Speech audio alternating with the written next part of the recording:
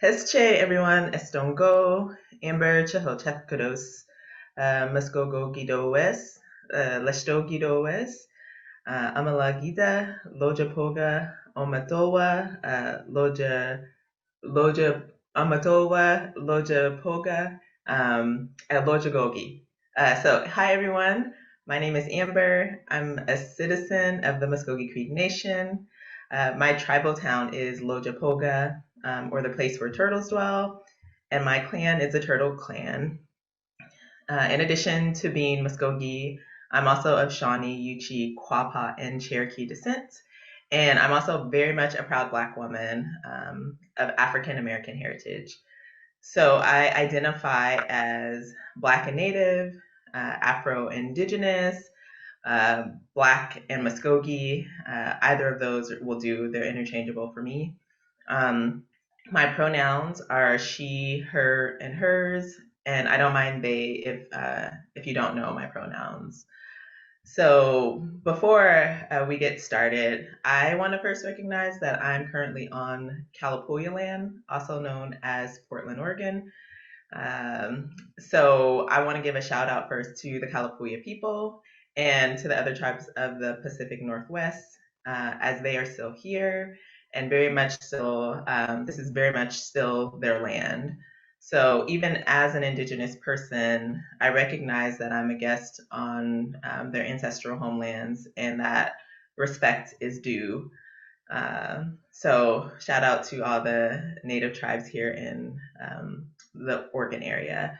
And I also want to acknowledge that at one time, Oregon was also known as the white man's paradise, and it excluded Black folks through legislation such as sundown laws, which enshrined anti-Black racism in the foundation of the state.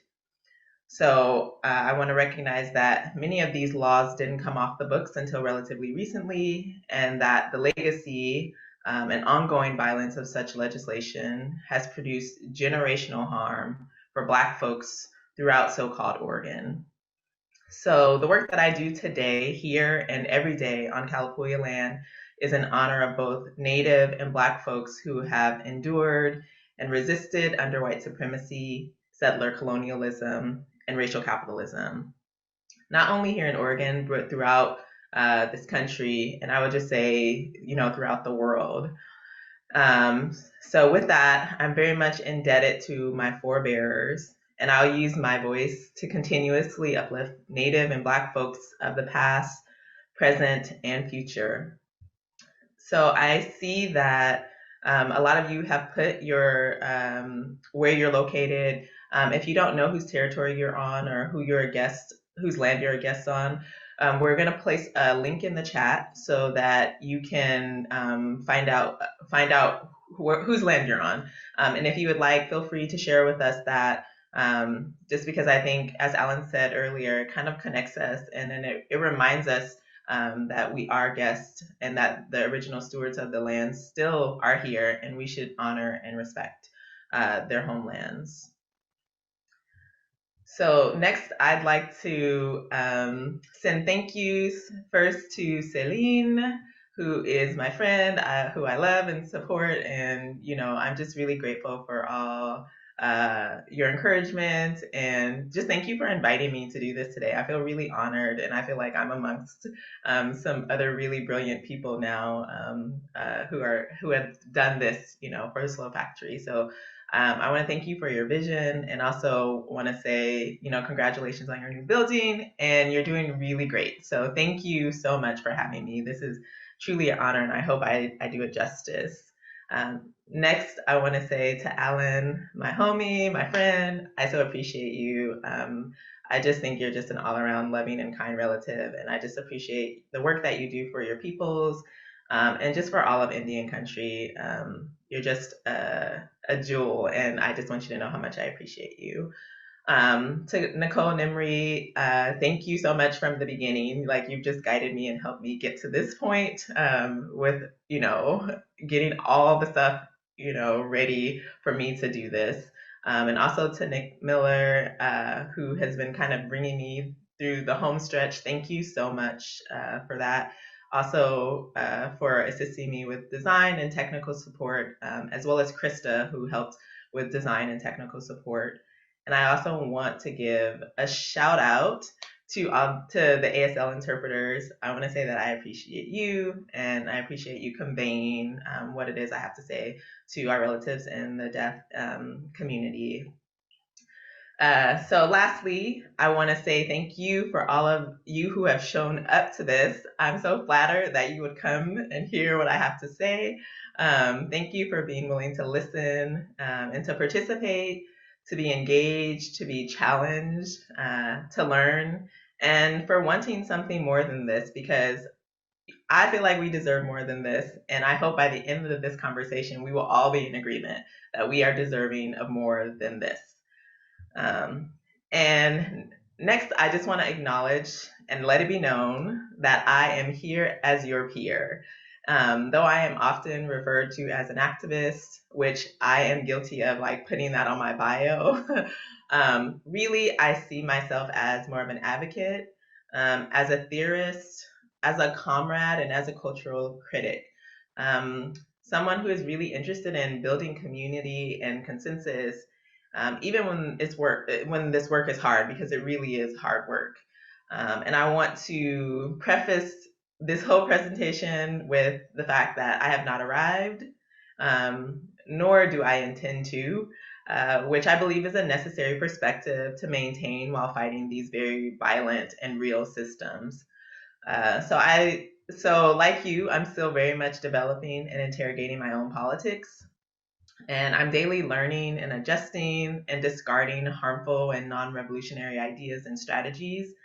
So really, I'm here to try to disrupt and dismantle systems with my whole heart and my mind, in community with you and other relatives, and to envision a world with you all.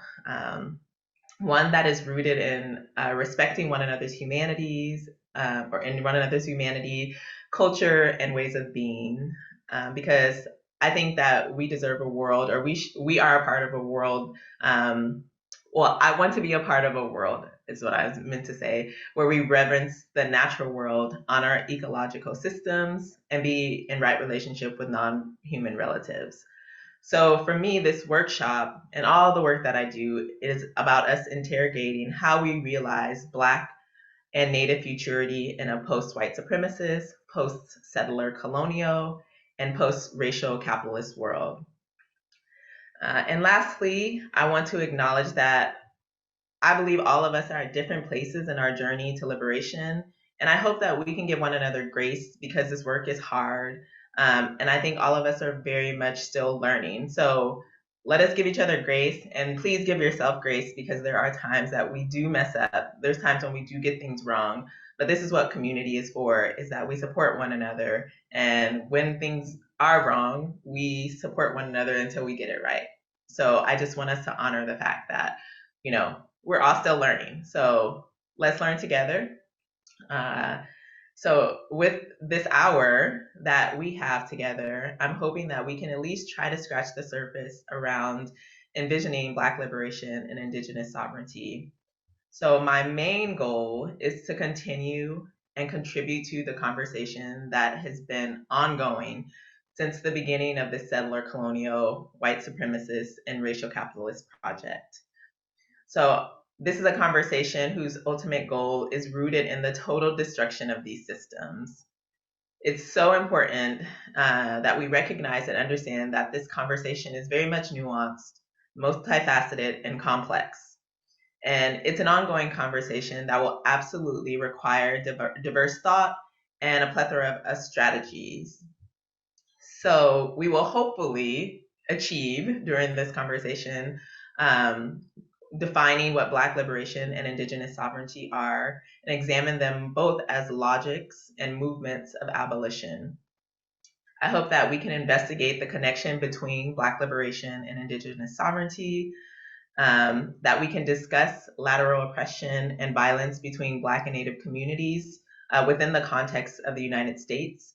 And I hope that we can really speak to solidarity and what that means. And finally, my hope is to explore how we can move from simply envisioning a post-colonial world to realizing an authentic, liberated Black future and an actualized, sovereign Indigenous future. So with that, welcome, and let's get into it. Let's begin. So let's start off with defining Black liberation and Indigenous sovereignty. I want to start off first with Black liberation. I want to separate these two and kind of go into in depth to them on their own. So let's start off with Black liberation, and I would love for you to use the chat to put your ideas of what Black liberation, what Black liberation is, because I think that again, this is a conversation that I'm hoping to have with all of you. And I have definitions, I have understandings, but I think it's really important that we all share ideas. So there are things that I might miss or things that I might not have thought of. And so I would love to hear from you as well. So if you have ideas, definitions of what Black liberation is, please feel free to drop that in the chat. So what is Black liberation and how can we achieve it? So, in his article, Curriculum Strategies for Black Liberation, James A. Banks suggests that, quote, for exploited groups to liberate themselves, they must first know the ways in which they have been psychologically and physically exploited, end quote. In other words, before we can even define what liberation is, I'd suggest that we first name and understand our oppressors and our oppression. And to be free or to be liberated, we must understand who binds us, the ways in which we are bound, and the methods used to bind us. So in Towards Liberation by Kwame Ture, formerly known as Stokely Carmichael, he tells us that Black liberation is connected with, quote, the necessity to reclaim our history and our identity from the cultural terrorism and depredation of self-justifying white guilt, end quote. And he says to realize our liberation, quote, we shall have to struggle for the right to create our own terms through which to define ourselves and our relationships to the society and to have these terms recognized, end quote. So he pretty much is reminding us that Black liberation is about knowing our histories and understanding ourselves outside the confines of our subjugation. And for me, it's also about Black people remembering that we have and will exist and thrive outside the constructs of anti-Black oppression. It is where Blackness is defined by Black people and for Black people, while simultaneously thoroughly rejecting the definition of Blackness as manufactured by white supremacy. James Jones, in his article, The Political Dimensions of Black Liberation, further suggests that Black liberation, quote, consists not only of the physical liberation from oppressive policies and circumstances, but psychological liberation from the dominance of cultural and psychological hegemony in American society, end quote. And that Black liberation will be achieved ultimately by, quote, increasing the control over the behavior systems relevant to our existence in America, end quote. But he says that that can only be achieved by being informed, meaning we have to understand who and what are the individuals and the people. We must understand who and what we are as individuals and as peoples, which includes our strengths, our weaknesses, and our beliefs, as well as our values, which means we have to understand our own politics. He also recommends acquiring general knowledge or knowledge about the objective world in which we live, because this general knowledge is strategic in our liberation and struggle, as well as abolition of white supremacy. So he makes clear that our oppressors sought to deny and take from us both self and general knowledge upon our arrivals in the Americas. Therefore, Black liberation is about reclaiming ourselves. So when I'm speaking about Black liberation, I'm speaking to the fact that Blackness is more than sufficient, that we don't need white supremacy to tell us who we are. I'm also speaking to the reality that Blackness exists in multiple iterations because Black folks are not a monolith. I'm also asserting that Black self-determination and self-realization should be honored and respected by non-Black people. And more tangibly, Black liberation is about Blackness not being directly correlated with things such as poor health outcomes, low birth rates, high maternal death rates, depressed socioeconomic status, gaps in educational attainment, mass incarceration, and over-policing, and all the other violent outcomes we've experienced and endured under this settler colonial project. Ultimately, for me, Black liberation is about normalizing and affirming the humanity of Black folks and a total rejection of white supremacy as an institution, as a hierarchy, and as a political ideology. So let's move on to our definition of Indigenous sovereignty, or definitions of Indigenous sovereignty. And again, I would love for you to use the chat to put in your ideas of what Indigenous sovereignty is, what it means, and even if you want, how you feel we can achieve it. So I want to start by suggesting that for Indigenous peoples globally, I believe that our future is about our realized sovereignty, both inherent and political. So Article 3 of the United Nations Declaration of, on the Rights of Indigenous Peoples, or UNDRIPS, asserts that, quote, Indigenous peoples have the right to self-determination. By virtue of the right, they freely determine their political status and freely pursue their economic, social, and cultural development, end quote. Meaning, we as Indigenous people have the supreme power and authority over ourselves, over our peoples, and over our nations. That we as Indigenous peoples get to define who we are and what's important to us. And finally, our individual nations are sovereign and independent states, communities, and political units.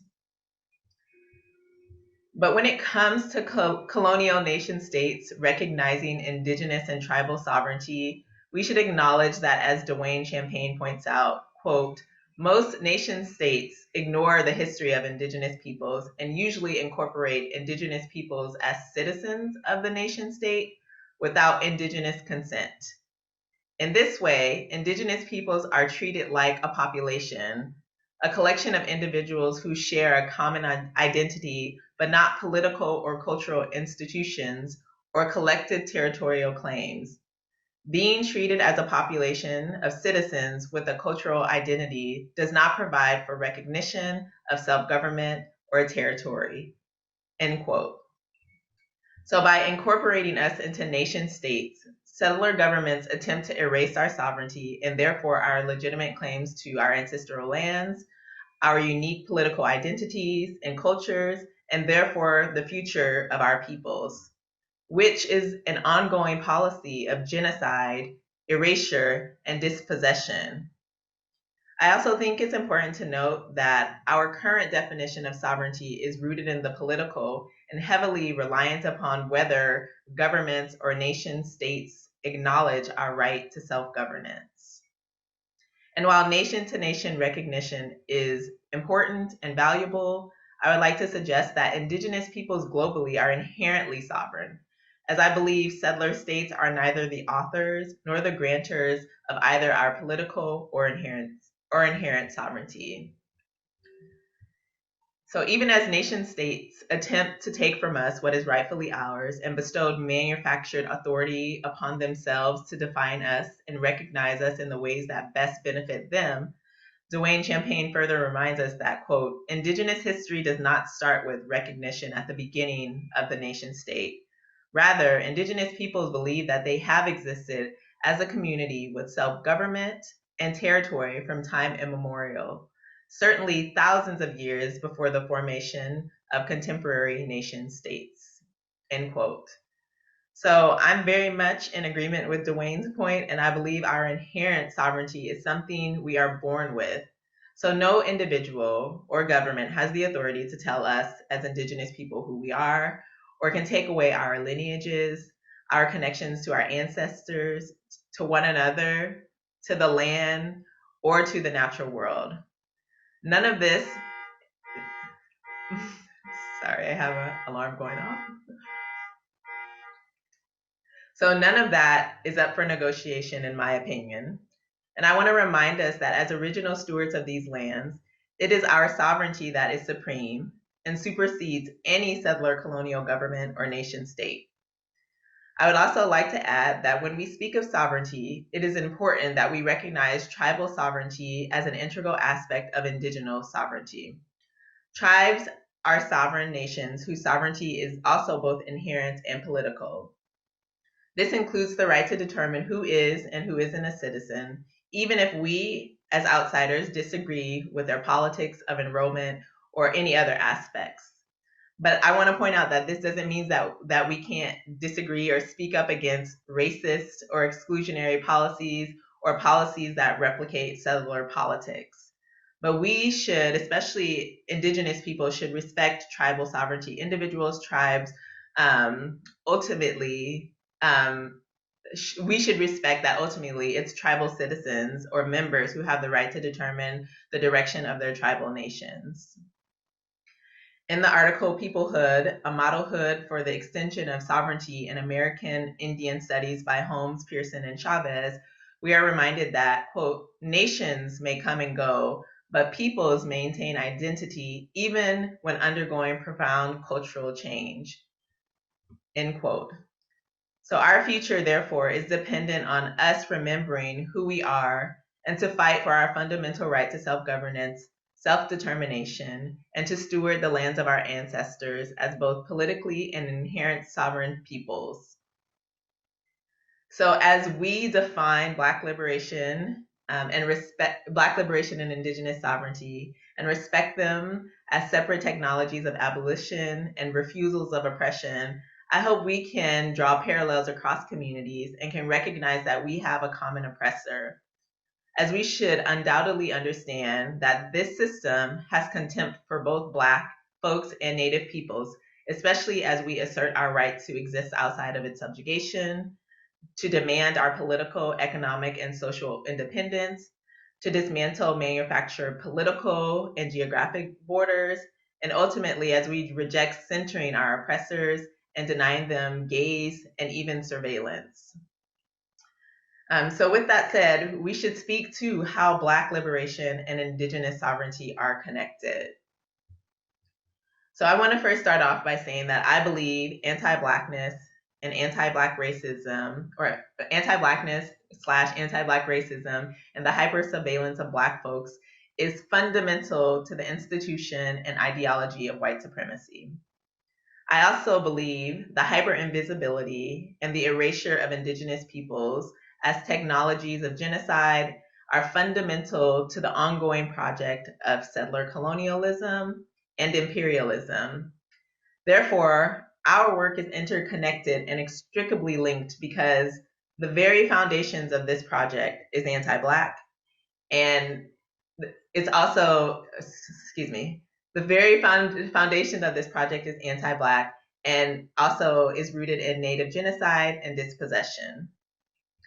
In the article, Whiteness as Property, Cheryl Harris suggests, quote, the racialization of identity and the racial subordination of Black and Native Americans provided the ideological basis for slavery and conquest.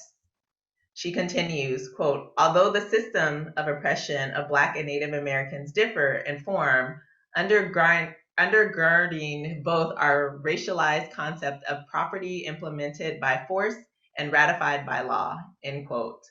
In other words, these institutions could not exist as we know them without the mutual racialization and subjugation of both Black and Native peoples. And we must understand that the construct of race is about the institutionalizing, maintaining, and perpetuating of white supremacy and settler colonialism. In Dr. Kyle Mays' new book, An Afro-Indigenous History of the United States, he informs us that this project was built upon the genocide of Native Americans and the dispossession of Native land and on the back of and lives of stolen, trafficked, and enslaved Indigenous Africans and their descendants. Quote, The introduction of Africans as exploited peoples on indigenous land set the stage for the exponential growth of capitalism. It is important to reiterate and state this clearly. The foundations of the United States, its current power and wealth, were built on enslaved African labor and the expropriation of indigenous land, end quote. So for me, this means that we must regularly interrogate colonialism, white supremacy, racial capitalism's role in the foundation and the continuation of this settler project. Because as Dr. Mays puts it, quote, the founding fathers have built debt that they or contemporary white Americans will never be able to pay off, end quote. Denise Ferreira de Silva, in Towards a Global Idea of Race, also specifically asks us to understand how capitalism is simultaneously used as a justification for racism and for genocide. She states, quote, capitalism and the state are technologies of colonialism, developed over time to further colonial projects. Racism is an invention of colonialism, end quote. Therefore, we must never forget that white supremacy and settler colonialism function together along with racial capitalism as a triad to maintain a system that oppresses both Black people and Natives and all people of color, in my opinion. This triad views white power, indigenous land, and Black bodies as its inheritance, its birthright, and by extension, its property. And with that, I'd ask that we consider how this triad then attempts to create a wedge between Black and Native communities in an attempt to other one another and to encourage us to be co-conspirators as agents of white supremacy and as deputies of settler colonialism. And with that, I think we should move on to lateral oppression and the violence between Black and Native communities within the context of the US and the ways in which they have been used as tools of white supremacy and settler colonialism and again, racial capitalism.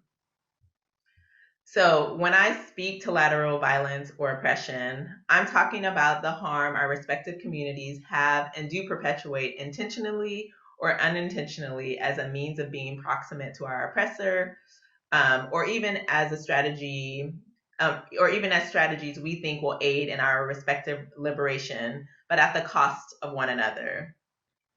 So I want to preface this discussion by saying anytime we have this conversation, it's so important that we always, and I mean always, contextualize the tension, because none of the harm we've committed against one another has happened in a vacuum, but instead within these systems. And I think we can address motive without dismissing the real and tangible harm, both long and short term, that we've caused one another. So a lot of times when I'm talking about lateral oppression and when I'm speaking to like how we as Black and Native folks can build solidarity, the two examples that I hear that create a stumbling block are one, for Native relatives, it's the Buffalo Soldiers that get brought up. So the Buffalo Soldiers, if you don't know anything about them, were newly freed enslaved Black soldiers who fought in the Civil War, who were sent on assignment to forcibly remove Southwest Native tribes from their homelands. And for a lot of Native folks, the Buffalo Soldiers were their first encounter with the colonizers. So they may have met Black folks before they met white folks. But we should be honest about how their individual and collective actions as agents of the settler states cause real harm to Natives in the Southwest. And so I think oftentimes, you know, when this is brought up, when the Buffalo Soldiers are brought up, again, it gets dismissed as, you know, as they were just doing their job. But again, we have to really speak to the real harm that they cause, even as agents of the state. The other thing that gets brought up from Black folks is usually about the 5 tribes that enslaved Africans and their descendants in the South. And I want to note that most of the time people will say Native people enslaved Black folks. But I think it's really important to point out that not all Native tribes or nations participated in chattel slavery. It was simply the five tribes in the South. So the Chickasaw, the Cherokee, the Mvskoke, the Choctaw, and the Seminole nations. And it's also really important to point out that it was mostly prominent members who participated and benefited from enslaving Africans and their descendants. And we should also point out that many of the people within in these tribes objected to the practice of chattel slavery.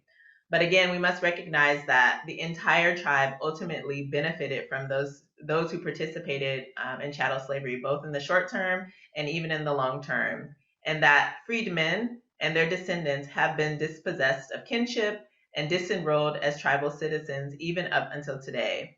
So the harm of those who enslaved freedmen that harm endures and it's ongoing. And we see that in the way that freedmen have been disenrolled.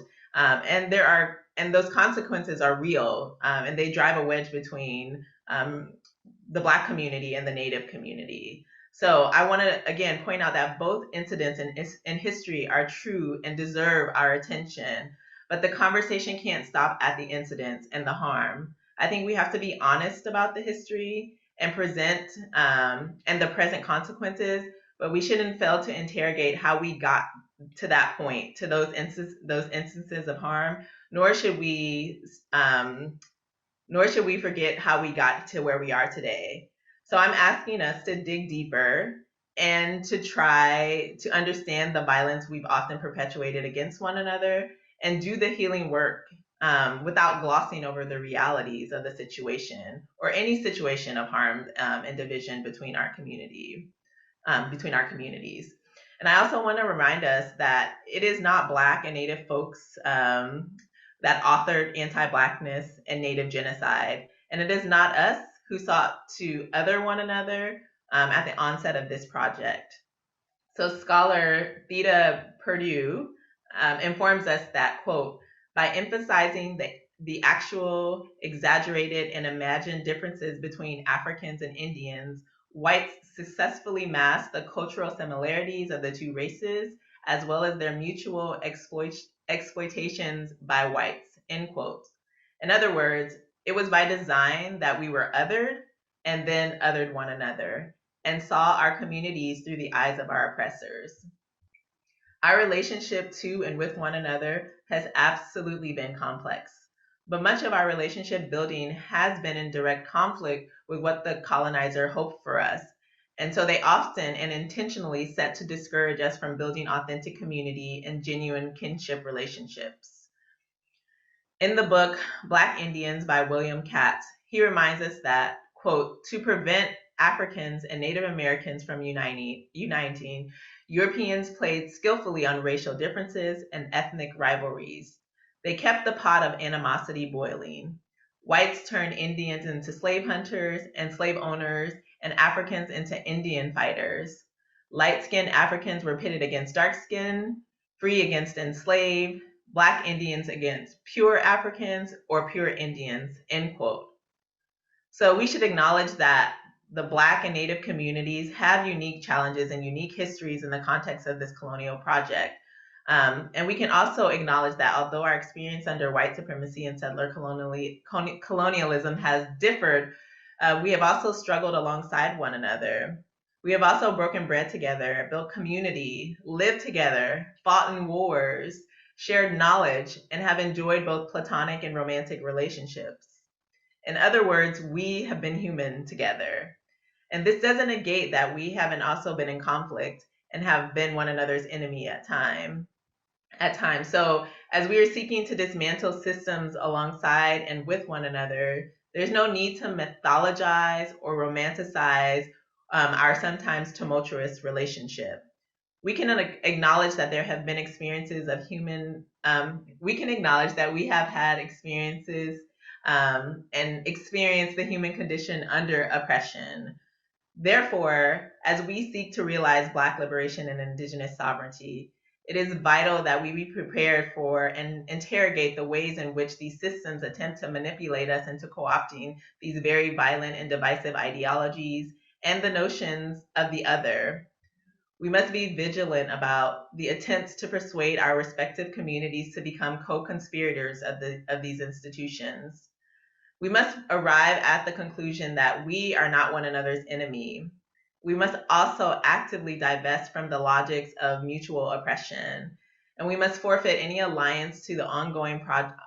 We must forfeit any alliance to these ongoing projects in order to move towards a world that is no longer a white supremacist, racial capitalist, or settler colonial world.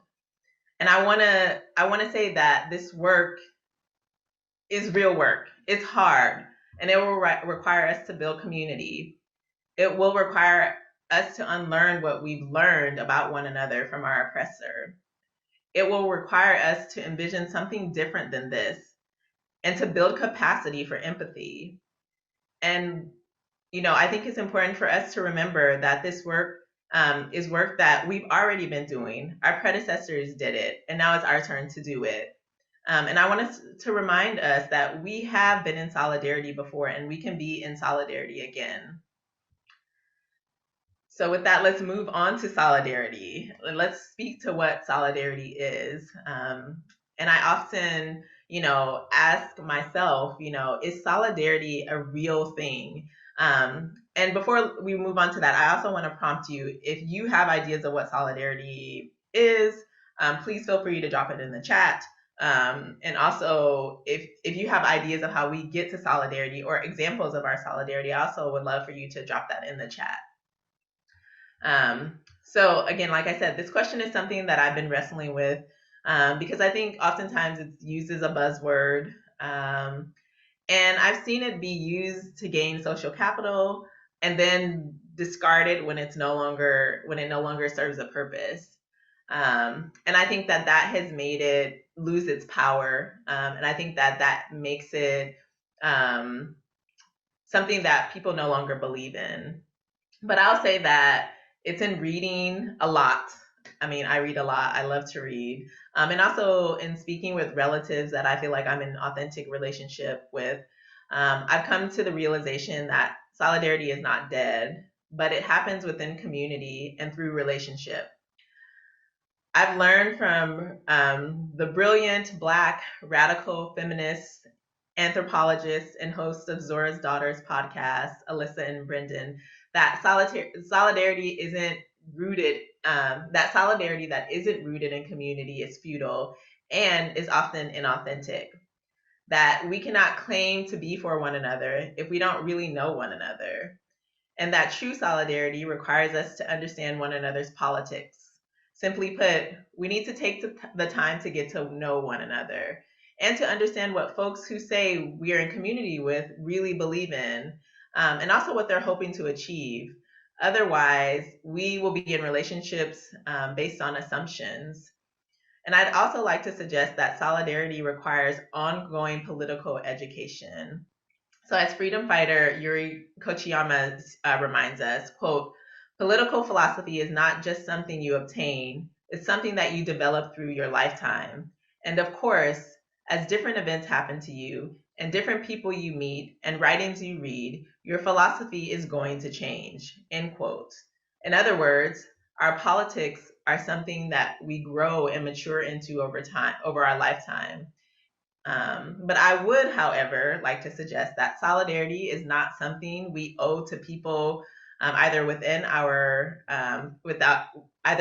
community or outside of our communities whose politics are in line with our oppressors, who seek our destruction or our demise. And as the saying goes, not all skin folk are kinfolk. So aligning ourselves with folks simply because they look like us or grew up in our physical community, but whose politics align with our oppressors will, in my opinion, become a detriment to our movements of liberation. But ultimately, for those of us who are interested in authentic freedom from these systems, we must understand that liberation is tied to one another. So is solidarity dead? In my opinion, not if we build community, know one another, listen, dismantle hierarchies, and build our capacity for empathy. I believe individual liberation is rooted in the notion that, as Emma Lazarus states, until we are all free, we are none of us free. So moving to Black liberation, envisioning Black liberation and Indigenous sovereignty to the reality of Black liberation and Indigenous sovereignty. So my hope is that we can continue authentic forms of solidarity between Black and Native peoples. But I think it's important that we explore what it means to envision a post-colonial world where we realize the authentic liberation of Black folks and the actual sovereign Indigenous future for Native peoples and Indigenous peoples globally. I want to preface this by saying that I don't have the answers. I do have a lot of ideas that are often, I'm often thinking about. However, I want to point out that so many people have already been doing this work. Other folks have been doing the radical work necessary to envision, dream, proclaim, organize, and move us towards realization, reminding us that organizing, building community, resisting and refusing, decolonizing, dismantling racial capitalism, and abolishing the police are but a few ways that we get there. So instead of me telling you my ideas, I would love to share what other people are saying and contributing to our collective fight for freedom. So let's start with bell hooks. Bell hooks suggest, quote, for Native Americans, especially those who are Black, and for African Americans, it is a gesture of resistance to the dominant culture's ways of thinking about history, identity, and community for us to decolonize our minds, reclaim the word that is our history as it was told by our ancestors, not as it has been interpreted by the colonizer, end quote. Eve and Tuck remind us in their essay, Decolonization is not a metaphor, that decolonization requires action and anything less is just an extension of settler colonialism. They suggest that when metaphors invade decolonization, it kills the very possibility of decolonization. It recenters whiteness. It resettles theory. It extends innocence to the settler. It entertains a settler future. Decolonize, a verb, and decolonization, a noun, cannot easily be grafted onto pre-existing discourses/frameworks. Even if they are critical, even if they are anti-racist, even if they are justice frameworks. The easy absorption, adoption, and transposing of decolonization is yet another form of settler appropriation. So pretty much do the work. Don't use decolonization as a metaphor. And Frantz Fanon reminds us that decolonization will not necessarily be peaceful, but instead will be a visible disruption of the status quo and to power systems. He says, decolonization never takes place unnoticed and will disrupt systems as it should. And in other words, we must be prepared for the fact that decolonization will require us to be radical and disruptive. So the Black radical feminists of the Combahee River Collective proclaim, quote, we realize that the liberation of all oppressed peoples necessitates the destruction of the political economic system of capitalism and imperialism, as well as patriarchy. So, quote, so they are reminding us that once again, it's all of us or none of us, that all must fall. All of this has to fall for all of us to be free. Deirdre Pernell, who is one of my favorite, she's an attorney, but she's just one of my favorite people. I just got her book, Becoming Abolitionist. And in that book, she asserts that police abolition is integral to envisioning a Black liberated and sovereign Indigenous future outside of white supremacy, racial capitalism, and settler colonialism. She informs us that, quote, policing is among the vestige of slavery, colonialism, and genocide tailored in America to suppress slave revolts, catch runaways, and repress labor organizing, end quote. She then asks that rather than thinking of abolition as simply getting rid of police overnight, to instead do like many others who are abolitionists or who are in the process of becoming abolitionists, to, quote, think about it as an invitation to create and support a range of answers to the problems of harm in society, and most exciting perhaps, as an opportunity to reduce and eliminate harm in the first place. And finally, James Baldwin, who I will say in a lot of ways helped me to develop my political ideas and to interrogate what I believe about these systems and even about my own Blackness. He reminds us that, quote, not everything that is faced can be changed, but nothing can be changed until it's faced. And so I think that what he's trying to tell us is that we ought to be brave and to try to attempt to acquire what is rightfully ours, which is our freedom, and that we may not be the ones to realize what we fight for in our generation, but that generations after us can reap the benefits of our efforts.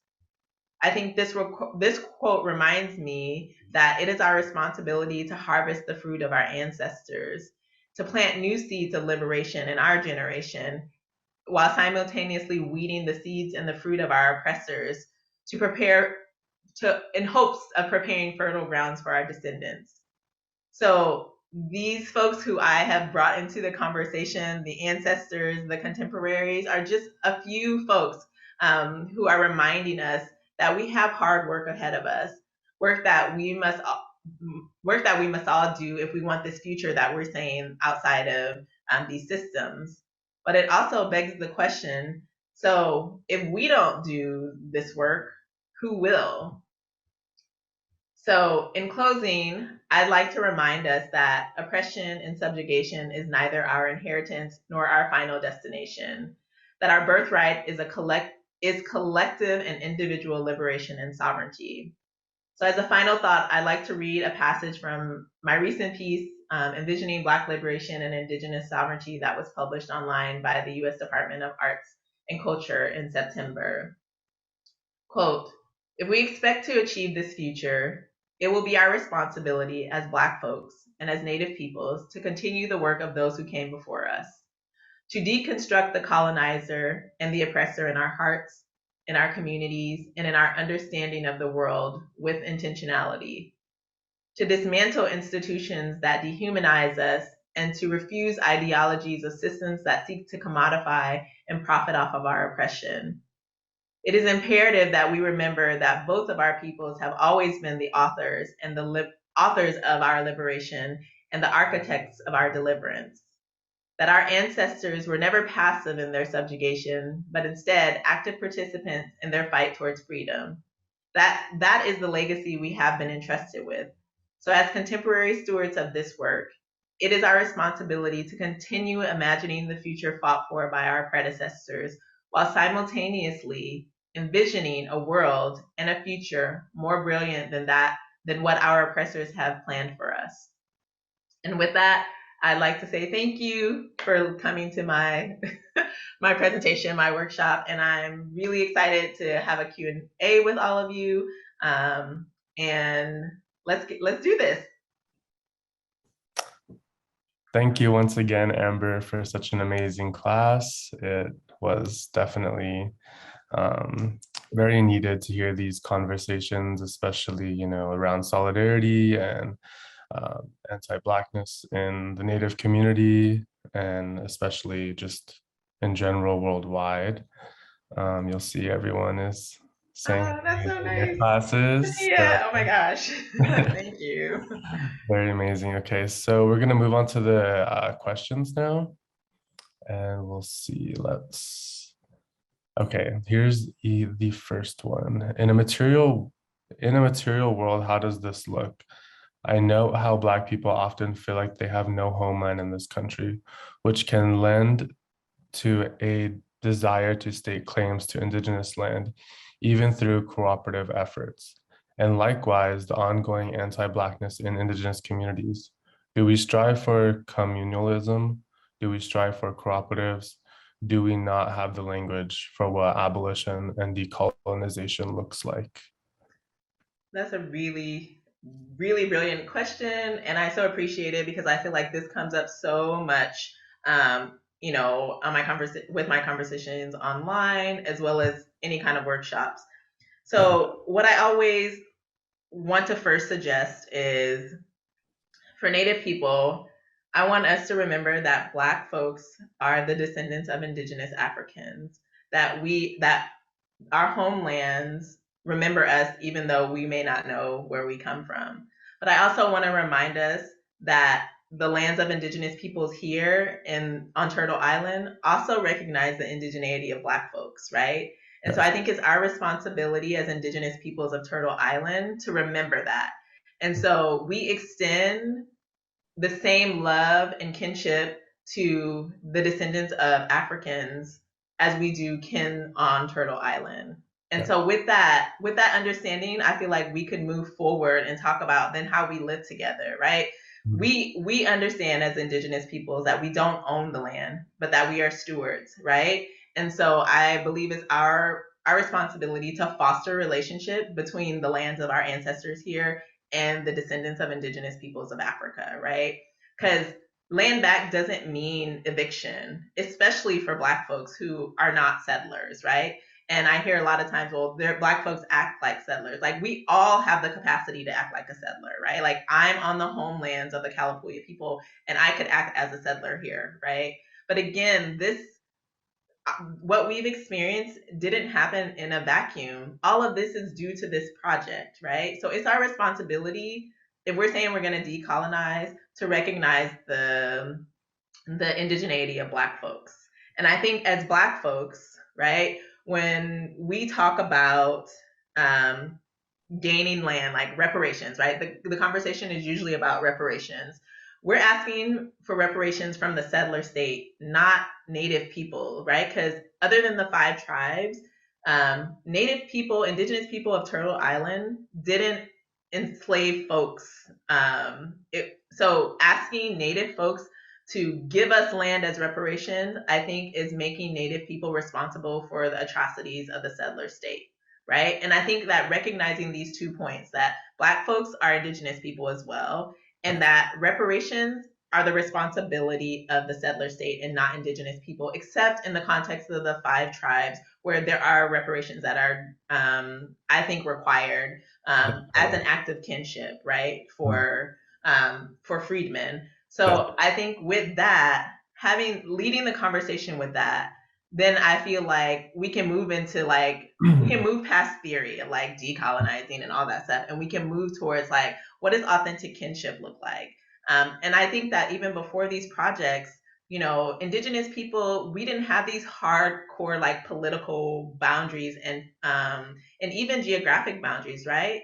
There was a lot of overlap, and so I think that when we think about how we share land, how we share, how we be in kinship with one another, we've done that before, right? We've done that pre this project. And so I want us to remember that we are capable of being more genius than our colonizers. We don't have to do it the same way that our colonizers have done it and are doing it right now, right? Like there are these really hardcore geographic and political borders, and you stay over there and you stay over here.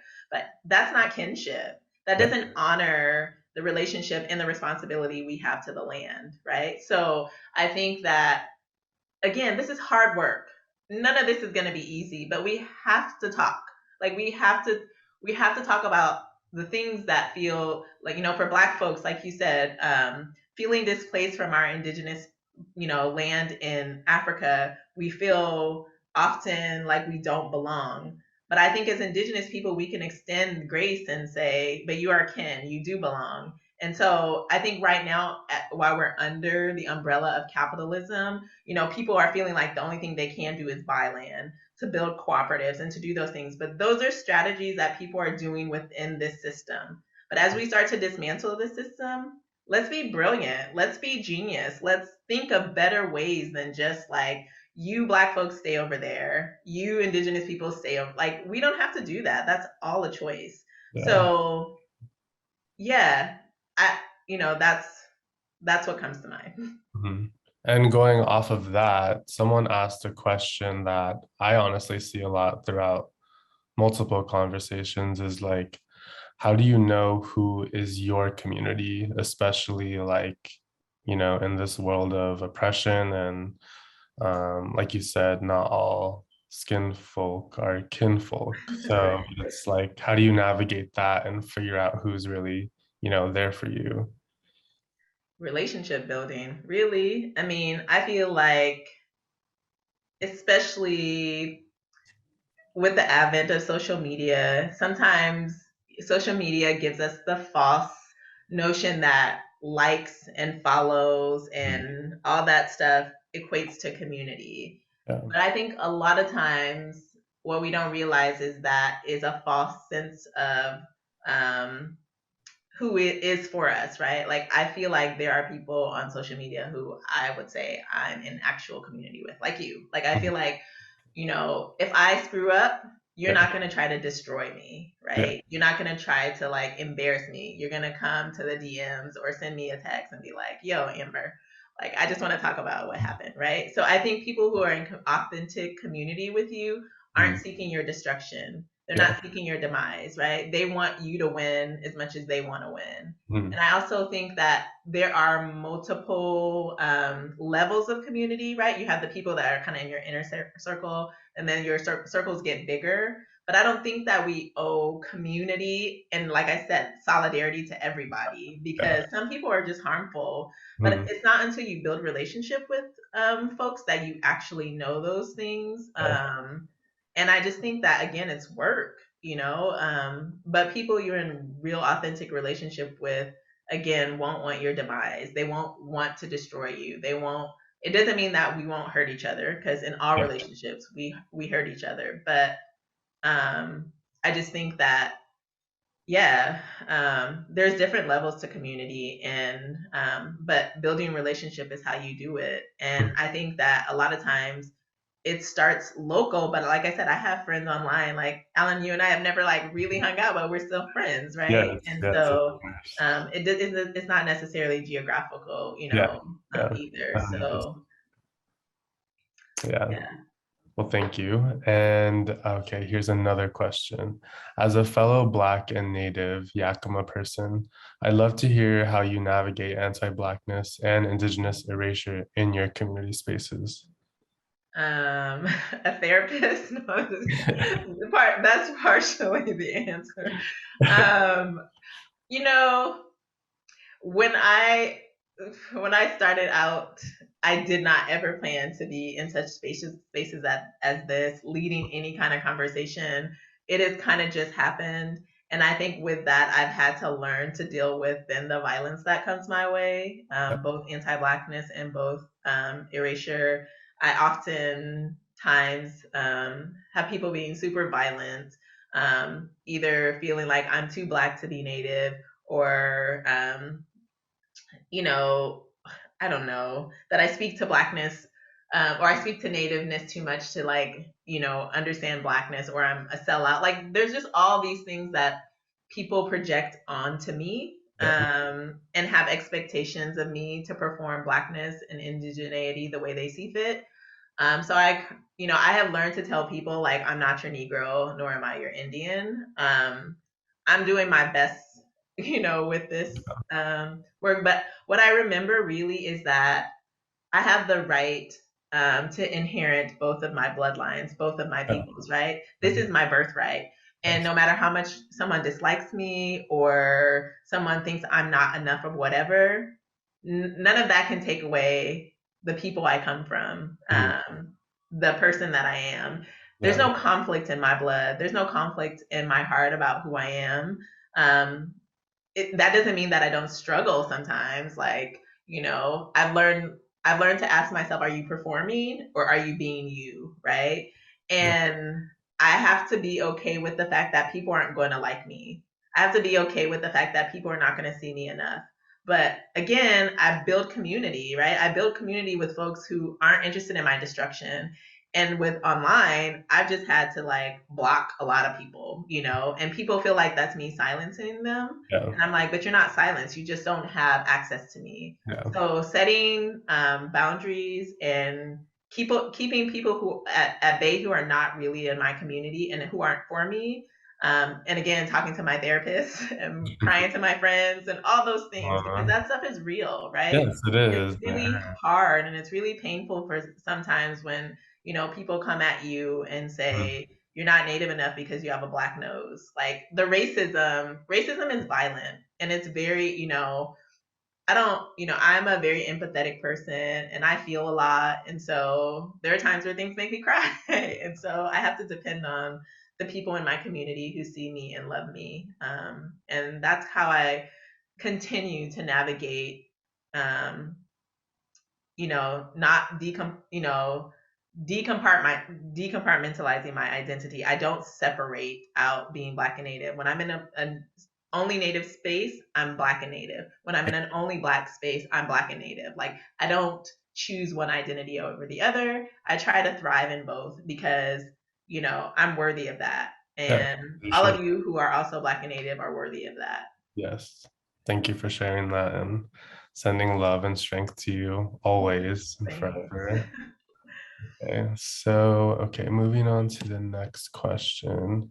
How would you respond to someone who defends settler colonialism by saying that Indigenous people did the same thing to each other? Enslaved people battled others for land, power. The sentiment feels ahistorical. Any thoughts or resources that you suggest that address the problem with this framing and defense of colonialism? I see this question a lot everywhere, and I'm sure you do too. So I I think do. this is definitely a good one to start a conversation with. Yeah, I want to start out by saying that Indigenous people's humanity is not a reason to justify colonialism.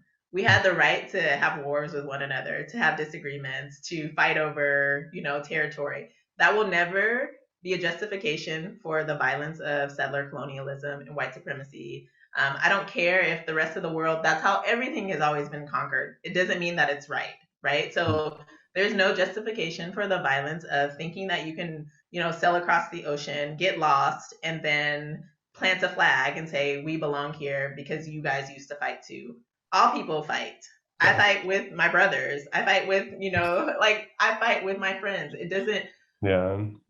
I just think that just because indigenous peoples were human and had our own conflicts doesn't mean that then white supremacy then has an authority to say the way we are doing things is better than how you did things, therefore we can have your land, right? That justification is, for me, is not a justification. Yeah. But I do think that, like you said, I hear that point a lot, and I just think that it reinforces the idea of white supremacy that That does. because you guys fought, We can do the whatever we way you fought means that then we can then come and steal your land. Yep. Yeah. Well, Europeans fought all the time too. So then can indigenous people go and take your land because we didn't like the way that you fought? Yeah, exactly. And in the future, we will have disagreement. I mean, we're having disagreements right now, right? Yeah. Yeah. But I don't think any of that is a justification for the violence that we've endured under these systems. Like, one of the quotes that I read earlier is like, colonialism is the invention of racism, right? That is something that is unique to this project. And we know how violent racism is. We know how, the generational harm that happens. And so for me, like, that is enough to like tell, to dismantle settler colonialism and white supremacy because it is so much more violent, I would say. I'm not a historian and I can't tell you the ways in which Native folks fought, or disagreed, or, did horrible things to one another. But again, we're human. And I feel like, again, it's a justification for dehumanizing Native folks and Black Yes. folks, right? 100%. So 100%. that argument will never succeed in my opinion. Same here. Okay, so let's move on to another question. How do we understand sovereignty and liberation activism outside of a white supremacist and colonized political structure? For example, land back movement without using structures or definitions determined by the US American government. Man, y'all put me on the spot, huh? Okay. Wait, can you read that Yes, yes. again? Basically, it's just like saying, how do we understand, like sovereignty, liberation outside of the white supremacist framework, and how, like, just I guess a deeper understanding of the land back movement, and how we can basically bring these ideas to life outside of these systems. yes, yes. Um, so I feel like things like land back and indigenous sovereignty and black liberation, they're declarations, right? They are us asserting that these things are true even until they're realized, right? Um, Mhm. so how do we do that outside of these systems? I think it's hard because we are in the system, right? And so we wouldn't need to say those things if these systems didn't exist. So Yeah, how do we do it different than, I think it's hard because I think we have to consider the systems as we're doing the work. And yeah, so I don't know if I have a really good answer for that yeah. because I feel like, just just us asserting land back is us defying the system. Like it's saying we don't believe that we don't acknowledge your colonization. We don't acknowledge your system, but we also understand your system exists. And so we're going to keep saying this and doing this until it's realized. So how do we do it outside is a really, whew, whoever asked that question, thank you for like stomping me because I have that's a Yeah, hard question, but I think we just keep continue to proclaim it and we continue to like build relationship. I think we continue to just envision. I think there are like there's an idea that you have to say something a certain amount of time before you believe it. So I mm, think it's also that like mental exercise of like I believe this, I believe this, I believe it until we see it happen. So sorry if I didn't answer your question. That's all I got. no, that was great. And just a reminder that, we're all still learning and no one has all the answers to all the questions. So Yes. thank you for And that. Jamila just said, I think we need radical imagination to think outside these systems. And I agree. I think we have to practice being more genius than these systems because I think a lot of these systems just use really cheap and repetitive system or violence, acts of violence, right? Like enslaving people, creating wedges between people. Like these things are just repetitive. So I agree that I think we absolutely need radical imagination. And Yeah, that's why I kind of shared with you guys what other folks are thinking about and saying, right? Like these conversations of us talking and dreaming up. Because I want to remind us that where we are is just someone else's a group of group of people's idea of where we should be, right? Like mhm, colonialism and settler colonialism and racism, people thought this stuff up and then they built the system. So mhm. we are capable of thinking of what we want that's different while simultaneously dismantling the system that currently is. And I think the more we dream, the more we practice, the more those other systems get dismantled as well. But I don't think that we should be ignorant of the fact that these systems exist. I think it would be we'd be disillusioned if we just thought we could just go live in a co-op and just like this is all nothing's happening over there. I think that that's really dangerous. I think it's Yeah, important that we acknowledge that systems exist and at the same time be radical in our imaginations and think of other ways to like live together and have a better future than this. definitely, definitely. And I think that is a lovely place to leave off, just to be cautious of time. But if you do want to continue the conversation, please head over to our Slack. Someone from Slow Factor will drop it in the chat below. I just want to thank everyone once again, from Amber to the interpreters to our guests, for supporting one another. And do you want to drop any ways to contact you, Amber? So I will type. So I'm at Melanin Mvskoke on. I'll put that on social media. So mostly just Instagram and Twitter. I'm really bad with DMs because I get so many. But I promise I'll try to check. Sorry, I'm trying to talk and type at the same time.